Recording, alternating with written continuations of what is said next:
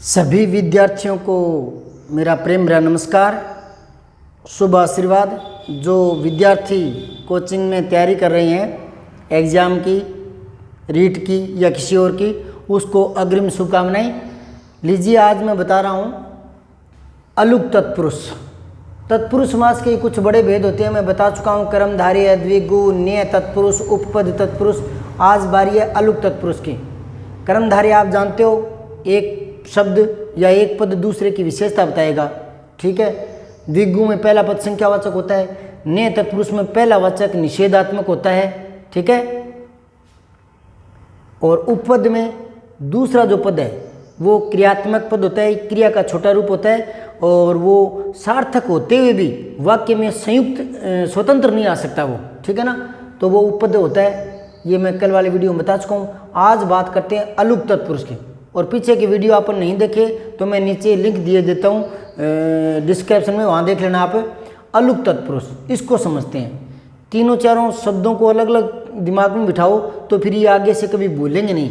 और इनमें बहुत ज़्यादा शब्द नहीं हुआ करते, ठीक है ना। रूटीन में जो एग्जाम में आते रहते हैं वो शब्द ही अगर आप 2-4 बार देख लोगे ना तो वो शब्द ही अपने आप याद हो जाएंगे कि हाँ ये शब्द इसमें था, ये शब्द इसमें था। बस इतना ही है, ज़्यादा घबराने की कोई बात नहीं है, चक्कर में पड़ने की कोई बात नहीं है। अलुक तत्पुरुष, अलुक, लुक के देखना है ना, अंग्रेजी के हिसाब से बात करें, लेकिन वो अलग शब्द है, पर फिर भी समझने के लिए बता रहा हूँ। दूसरा, मारवाड़ी में बोलते हैं छिपने को, कि वो बच्चा खेलते खेलते वहाँ उसके पीछे लुक गया। हम तो बोलते हैं हमारे क्षेत्र में ए लुक, यानी जो छिपा नहीं हो। दोबारा सुनो, पहले पद में विभक्ति, दोबारा सुनो एक बार, विभक्ति जो है वो तत्पुरुष समास में आया करती है, ठीक है ना। कौन सी छोड़ करके?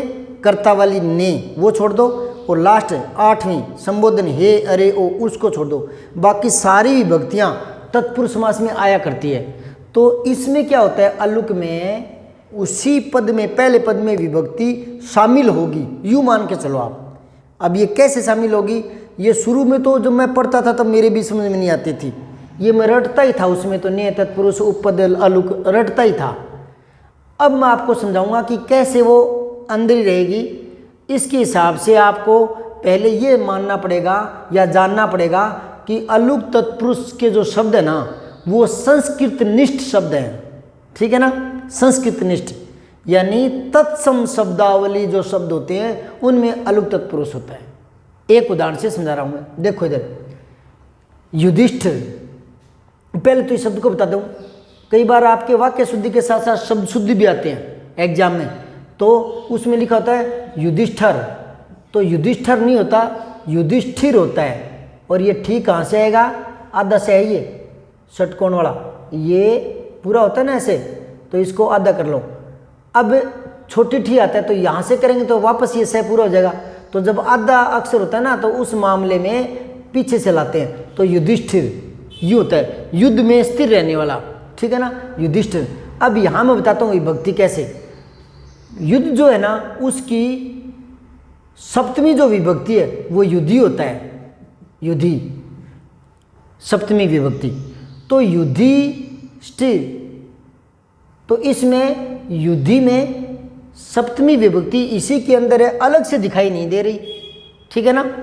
तो इसमें अलुक तत्पुरुष है, समझ आई बात। दोबारा देख लो यहाँ से, अलुक तत्पुरुष जिसमें कारक चिन्ह का लोप नहीं होता, मतलब उसके अंदर ही रहता है वो, ठीक है, पूर्व पद में ही शामिल रहता है, वो उसे अलुक तत्पुरुष कहते हैं, ठीक है। अब देखो यहाँ मनसिज, तो मन जो शब्द होता है मन, इसकी सप्तमी विभक्ति मनसी होता है संस्कृत के हिसाब से। तो मनसी और जय, तो सप्तमी विभक्ति अलग से दिखाई नहीं देती, इसके अंदर ही समाहित होती है, लोप नहीं होता इसका, ठीक है, अंदर ही समाई रहती है, शामिल रहती है। मनसी में ही 7वीं विभक्ति है, ठीक है। जो संस्कृत के स्टूडेंट है वो समझ सकते हैं, और मेरी तो ज़्यादा संस्कृत इतनी समझी हुई नहीं है, पर थोड़ी बहुत जो काम चलाऊ मैं यहाँ बता रहा हूँ आपके। सप्तमी विभक्ति, हर एक पद का रूप तो मेरे भी याद नहीं है, संस्कृत के इतने रूप, इतनी विभक्तियाँ इतनी याद नहीं है, लेकिन मनसी जो है वो सप्तमी विभक्ति है, ठीक है। तो वो इसके अंदर ही है, तो इसको अलुक तत्पुरुष में ले लेंगे। और देख लो, आत्मनेपद, इसमें देखो आत्मन जो है, जिसको हिंदी में आप आत्मा कह सकते हो, स्वयं से मतलब है, ठीक है ना।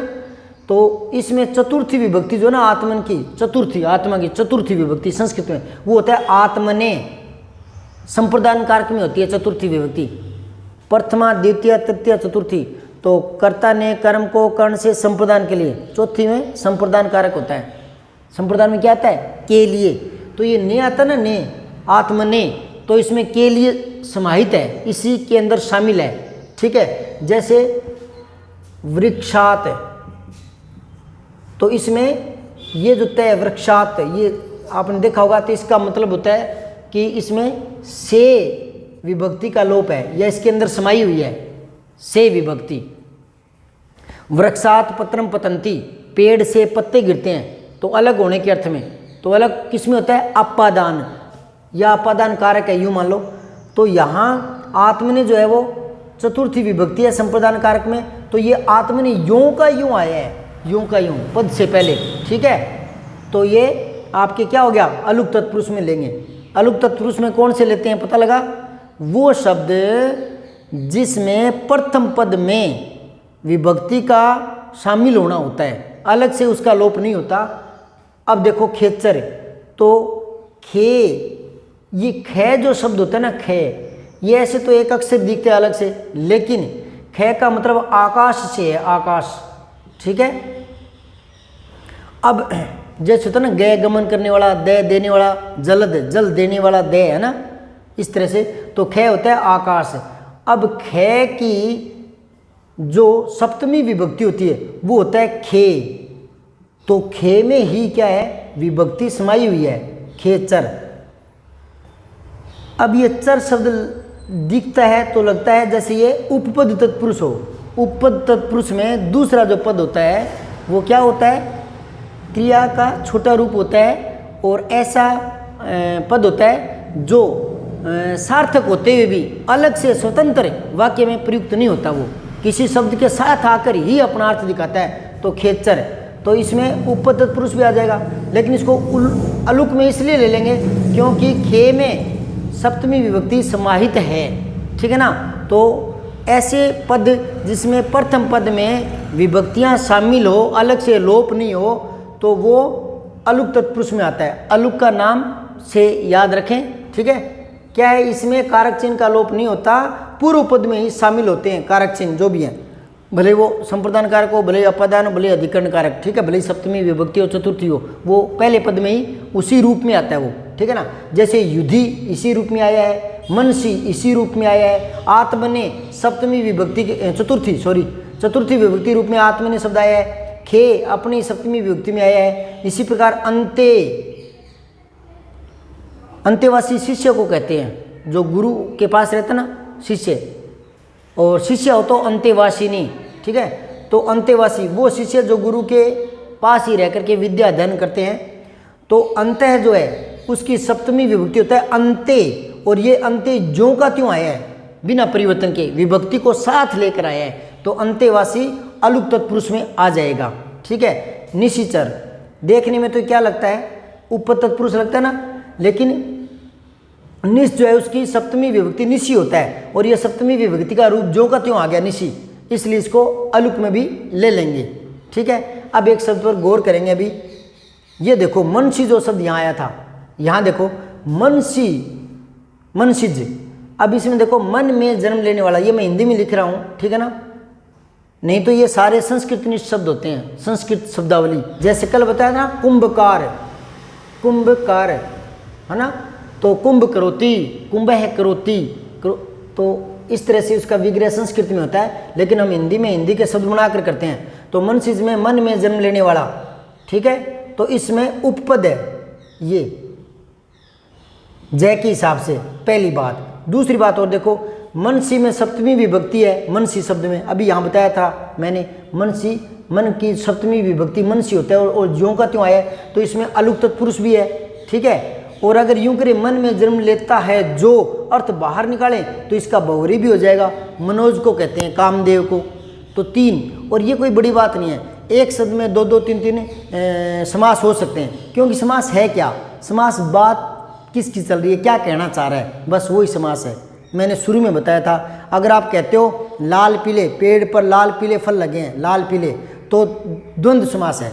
और आप कहो कि मुझ पर क्यों लाल पीले हो रहे हो, मैंने क्या कह दिया, तो लाल पीले क्यों हो रहे हो, तो इसका मतलब और नहीं है बीच में, लाल और पीला, पहले लाल हो रहा है फिर और पीला हो रहा है, नहीं, फिर इसका मतलब लाल से पीले से है ही नहीं, फिर इसका मतलब है क्रोधित, क्रुद्ध, कि आप मुझसे गुस्से में क्यों हो रहे हो, मैंने क्या कह दिया, तो लाल पीले क्यों हो रहे हो, अर्थ बाहर चला गया ना।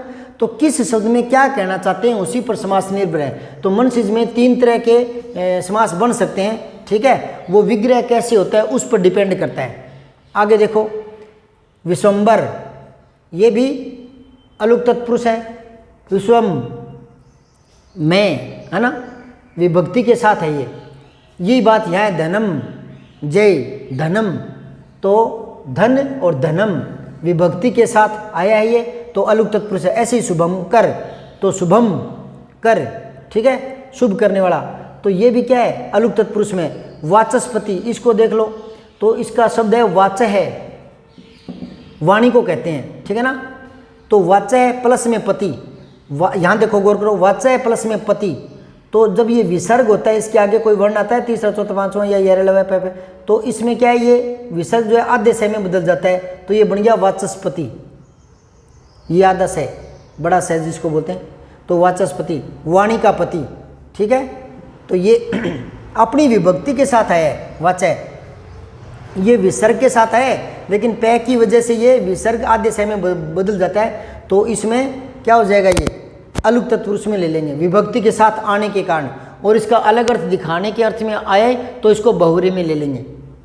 मृत्युंजय, यही बात आ गई, ये ऊपर जो बिंदी सी दिखते हैं ना अनुस्वार, वो मैं जैसे ना, सत्यम, शिवम, तो ये मैं ना लगाओ, भले यूं लगा दो, सुंदरम, तो सुंदरम लिख दो, या ना लिखो तो ऊपर ये लगा दो, तो ये मृत्युम जय, तो ये विभक्ति के साथ है। तो जो प्रथम पद है विभक्ति उनके साथ मौजूद रहती है, शामिल रहती है, और विभक्ति सहित ज्यों के त्यों शब्द में आ जाते हैं, तो इस प्रकार के शब्द अलुक तत्पुरुष में माने जाते हैं, ठीक है।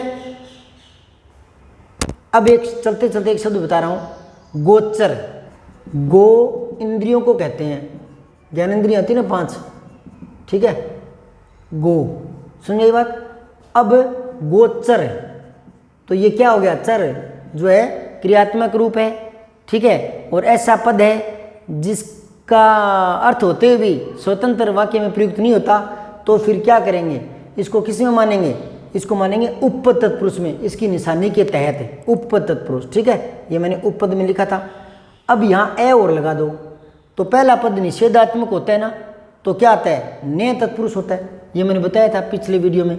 तो ये जबकि ए लगाने के बाद भी अर्थ अलग जा रहा है, बाहर जा रहा है, तीसरा पद प्रधान हो रहा है, तो इसको कई विद्वान ने बहुव्रीहि कहते हैं। ने तो इसलिए कह दिया क्योंकि पहला पद नकारात्मक है, अर्थ पूरे पद का बाहर जा रहा है, तो इसको बहुव्रीहि में ले लेंगे। ए गोचर, जो इंद्रियों से भी न जाना जाए, अगोचर, कहते हैं ना कि ईश्वर अगम अगोचर है, क्या नाम दिया ईश्वर को, एगम और ए गोचर। गम होता है जाना, गम, और सुगम सरलता से जाना, दुर्गम मुश्किल से जाना, और एगम जाए ही नहीं जा सके, वो एगम। तो ईश्वर तक हम नहीं जा सकते, ईश्वर कोई व्यक्ति नहीं है जिसके पास हम मिलने को चले जाएं, है ना, बहुत तप करना पड़ता है, ईश्वर से मुलाकात है नहीं हो पाती, आत्मा का परमात्मा से मिलन बहुत सिद्धियों का काम होता है। तो ईश्वर का नाम रखा गया है अगम, जहाँ तक नहीं पहुँचा जा सके, अगम।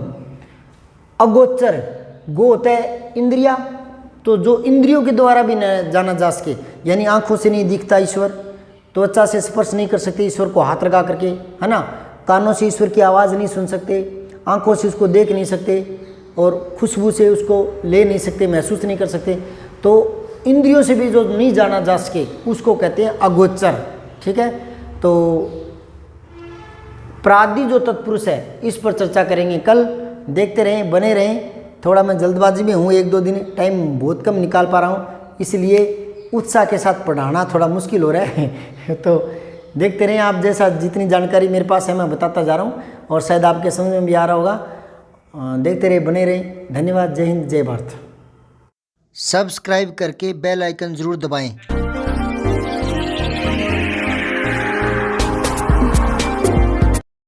जय हिंद, विजय हिंदी।